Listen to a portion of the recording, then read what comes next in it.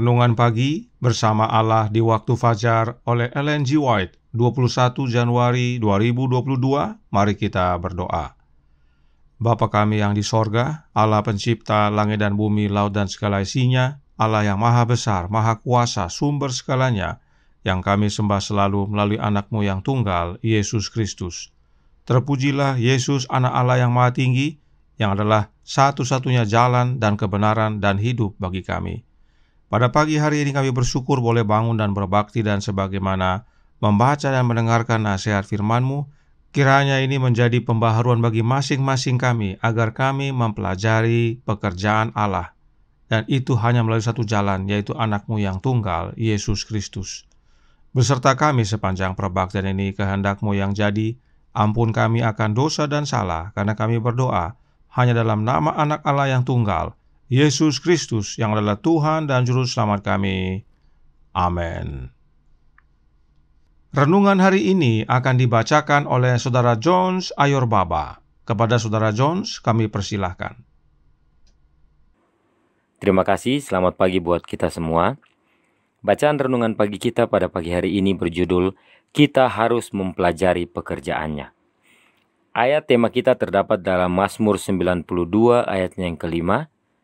Sebab telah Kau buat aku bersuka cita ya Tuhan dengan pekerjaan-Mu, karena perbuatan tangan-Mu aku akan bersorak-sorai. Banyak jalan yang melalui mana Allah berusaha memperkenalkan dirinya kepada kita dan membawa kita ke dalam hubungan dengan Dia. Alam berbicara kepada perasaan kita tanpa henti-hentinya. Hati yang terbuka akan diberi kesan dengan kasih dan kemuliaan Allah sebagaimana yang dinyatakan melalui ciptaan tangannya. Telinga orang yang sudi mendengarkan dapat mendengar serta mengerti hubungan-hubungan alam melalui benda-benda alam. Ladang-ladang yang hijau, pepohonan yang tinggi, kuntum bunga-bunga, awan yang berlalu, hujan, sungai yang mengalir, kemegahan angkasa, berbicara ke dalam hati kita, serta mengundang kita supaya berkenalan dengan Dia yang telah menciptakan semuanya itu.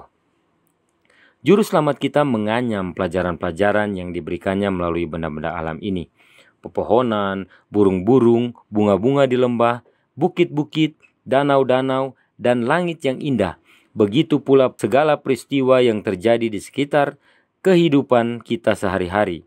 Semuanya dihubungkan dengan firman kebenaran itu, supaya pelajaran-pelajaran yang diberikannya senantiasa diingat meski di tengah-tengah kesibukan hidup manusia itu. Allah mau supaya anak-anaknya menghargai pekerjaannya serta menyukai keindahan yang tenang dan bersahaja yang telah dijadikannya menghiasi bumi kita ini. Dia menyukai keindahan dan di atas segala keindahan secara luar itu, Dia penggemar keindahan dan di atas segala keindahan secara luar itu Dia menggemari keindahan tabiat. Dia mau supaya kita mengusahakan kesucian dan kesederhanaan, sifat-sifat indah yang halus dari bunga-bunga itu. Jika kita mau mendengar, segala ciptaan Tuhan akan mengajarkan kepada kita pelajaran-pelajaran penurutan dan pengharapan yang berharga. Tidak ada air mata yang menetes yang tidak diperhatikan oleh Tuhan. Kebahagiaan sejati halaman 95 dan 96. Terima kasih. Terima kasih atas penata layanan Saudara Jones. Tuhan Yesus memberkati. Selamat pagi saudaraku dalam Tuhan. Mengapa kita harus mempelajari pekerjaan Allah? Berikut ini Roh Nubuat memberikan beberapa penjelasan. Counsels to Parents, Teachers, and Students halaman 456 paragraf 3 menyatakan, Allah memanggil manusia untuk melihat Dia dalam keajaiban langit. Arahkanlah matamu ke langit, Dia berkata, dan lihatlah siapa yang menciptakan semua bintang itu dan menyuruh segenap tentara mereka keluar sambil memanggil nama mereka sekaliannya? Satu pun tiada yang tak hadir, oleh sebab Ia maha kuasa dan maha kuat. Yesaya 40 ayat 26. Allah ingin kita mempelajari pekerjaan tanpa batas, dan dari pelajaran ini belajar untuk mengasihi dan menghormati serta menaatinya. Langit dan bumi dengan kekayaannya harus mengajarkan pelajaran tentang kasih, pemeliharaan, dan kuasa Allah. Dengan mempelajari pekerjaan Allah, yaitu pekerjaannya yang tanpa batas, kita belajar untuk mengasihi dan menghormati serta menuruti Dia. Bintang-bintang saja menurut akan perintah Allah, tidak satu pun yang absen. Karenanya, saat memandang langit, kiranya kita semakin sadar bahwa Allah itu pengasih, pemelihara, dan maha kuasa.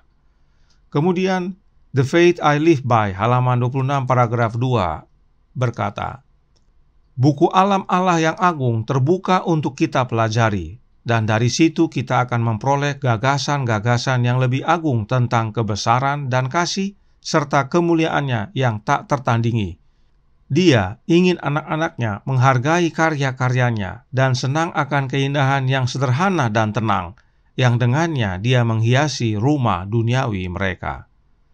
Dengan mempelajari pekerjaannya Allah, yaitu alam, kita mendapat pengertian yang lebih agung tentang kebesaran, kasih, dan kemuliaan Allah yang tak tertandingi. Berikutnya, menjadi putra dan putri Allah halaman 114 paragraf 1 dijelaskan. Allah mendorong kita supaya merenungkan segala perbuatan tangannya di dalam dunia ini. Ia ingin supaya kita mengalihkan pikiran kita dari penyelidikan yang bersifat tiruan kepada yang alamiah. Kita akan mengerti hal ini lebih baik kalau kita mengarahkan mata kita ke bukit-bukit Allah dan merenungkan segala perbuatan yang telah diciptakan oleh tangannya sendiri. Tangannya telah membentuk bukit-bukit dan membuatnya seimbang pada tempatnya, agar semuanya tidak bergerak kecuali atas perintahnya. Angin, matahari, hujan, salju, dan es, semuanya melakukan kehendaknya. Dunia ini sudah dipenuhi dengan benda-benda yang bukan alami. Sampai-sampai untuk melihat dan menikmati yang alami, seringkali manusia harus pergi jauh keluar dari tempat tinggalnya. Tidak hanya bintang-bintang, bukit-bukit juga seimbang pada tempatnya, tidak bergerak, hanyalah atas perintah Allah. Semua menurut pada perintah Allah. Semua melayani melakukan sesuai kehendak Allah. Inilah pentingnya kita mempelajari pekerjaannya, agar kita juga menjadi umat-umat yang menuruti akan kehendak Allah. Semua melakukan sesuai kehendaknya. Nah, salah satu pentingnya kita mempelajari tentang pekerjaannya adalah yang berikut ini, yang terdapat dalam The Youth Instructor Maret 24 tahun 1898 paragraf 8. Dikatakan di sana, akar pohon memiliki tugas ganda untuk dilakukan. Akar adalah untuk berpegang teguh pada sulur-sulurnya ke bumi, sementara itu mengambil makanan yang diinginkan untuk dirinya sendiri. Demikianlah halnya dengan orang Kristen. Ketika persatuannya dengan Kristus sang pokok sempurna, ketika dia memberinya makan, arus kekuatan rohani diberikan kepadanya. Sebagaimana akar bertugas untuk berpegang teguh ke dalam tanah bumi serta menyerap sari makanan untuk kehidupannya, demikian juga kita orang Kristen harus bersatu dengan Yesus dengan sempurna, layaknya akar mencengkeram bumi serta menyerap sari makanan dari Yesus, sang pokok anggur yang benar, agar kita ranting-rantingnya dapat hidup. Karenanya saat melihat akar pohon, ingat Yesus, bahwa kita harus mencengkeram Yesus, menyatu dengan Dia, dan menerima makanan rohani dari Yesus. Selanjutnya, menjadi putra dan putri Allah halaman 114 paragraf 4 dikatakan, dan betapa sedikit waktu serta pikiran diserahkan kepada pencipta langit dan bumi. Allah berseru kepada semua ciptaannya supaya mengalihkan perhatian mereka dari kekacauan dan kebingungan di sekitar mereka dan mengagumi perbuatan tangannya. Dengan mempelajari pekerjaan Allah, kita dapat meninggalkan segala kekacauan dan kebingungan yang ada di sekitar kita, dan akhirnya menerima kedamaian di dalam Dia.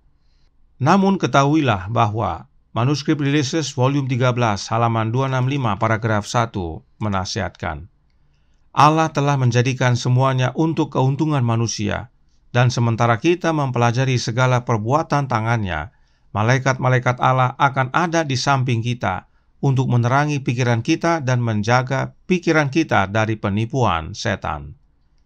Karenanya dalam mempelajari pekerjaan Allah penting sekali untuk kita berserah dalam doa, agar Allah jaga kita dengan mengirimkan malaikat-malaikatnya agar jangan kita jatuh kepada penipuan-penipuan setan.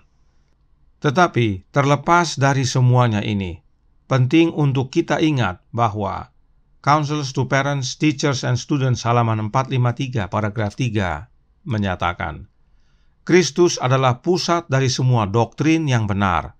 Semua agama yang benar ditemukan dalam firman-Nya dan di alam.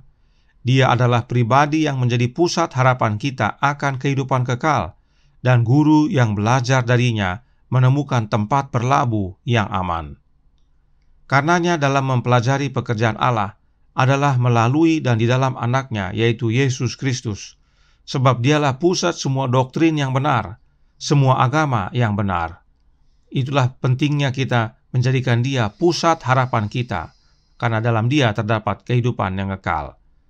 Itu sebabnya renungan hari ini berkata dalam Bersama Allah di Waktu Fajar halaman 36 paragraf 2. Juru selamat kita menganyam pelajaran-pelajaran yang diberikannya melalui benda-benda alam ini, pepohonan, burung-burung, bunga-bunga di lembah, bukit-bukit, danau-danau, dan langit yang indah. Begitu pula segala peristiwa yang terjadi di sekitar kehidupan kita sehari-hari, semuanya dihubungkan dengan firman kebenaran itu, supaya pelajaran yang diberikannya senantiasa diingat meski di tengah kesibukan hidup manusia itu. Jelas, saudaraku dalam Tuhan, kita dapat mempelajari pekerjaan Allah, yaitu pekerjaan Allah Bapa, hanya melalui anaknya, yaitu Yesus Kristus. Sebab segala doktrin berpusat pada Dia, dan Dia adalah satu-satunya guru kita. Dialah yang menganyam pelajaran-pelajaran yang diberikannya melalui benda-benda alam kepada kita. Dan teristimewa, oleh Yesuslah Allah Bapa menjadikan segala sesuatu.